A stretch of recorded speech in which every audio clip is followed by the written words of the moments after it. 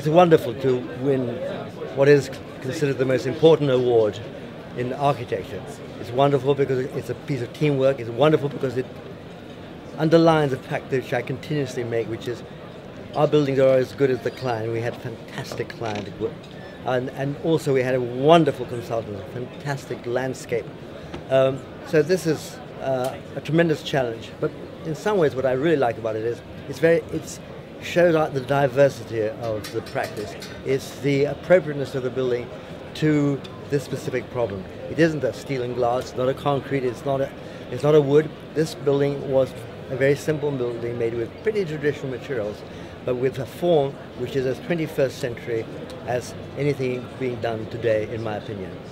You never think that one's going to win. We were delighted to have 2 out of 6, so we knew that the ratio was better, but we weren't the favourite, and so I heard. It's always a surprise. But it's great to be in the last 6 as well. You can't, I think separation, and I've been a judge on many juries, and I think that you can't really separate. It's wonderful to be amongst 6 extremely good buildings. Architecture in Britain is second to none. I travel a lot. I'm about to go around the world, and we are as good as anybody else, if not better than anybody. I can only think about 2 countries which might even compete.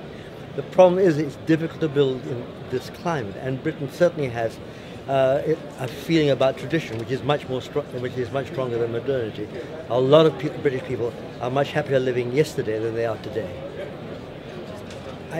It's not specifically because of some of the difficulties we've had this year, but it's great to win an award of this sort. It's for it's a small building. It's a big house. It's meant to be a big house. It's a big house with, I hope, a strong impact upon the quality of life of people who are very unfortunate to have a terrible illness. And that's what it's about. If we can in any way lift that, the spirit of those people, it proves that what I've again always believed, that is the physical environment and the social quality of life go hand in hand. You can't separate it. The message needs to be optimistic, that we can do something for the society we're living in. Whatever the problem is solved, we're trying to respond to needs.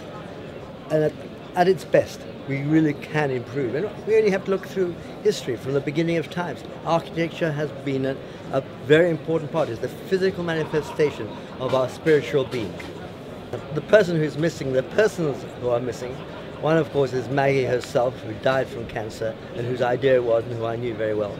I'm going to say Ivan Harbour, who's the director of this, but isn't here because his parents got their 50th anniversary and that was planned a long time ago. And then all the team, the wonderful landscape, the fantastic engineers, all the people who worked with us. Architecture is about teamwork. It's a myth that somebody sort of in the middle of the night suddenly gets up and says, I've got it. It isn't like that. It's step by step.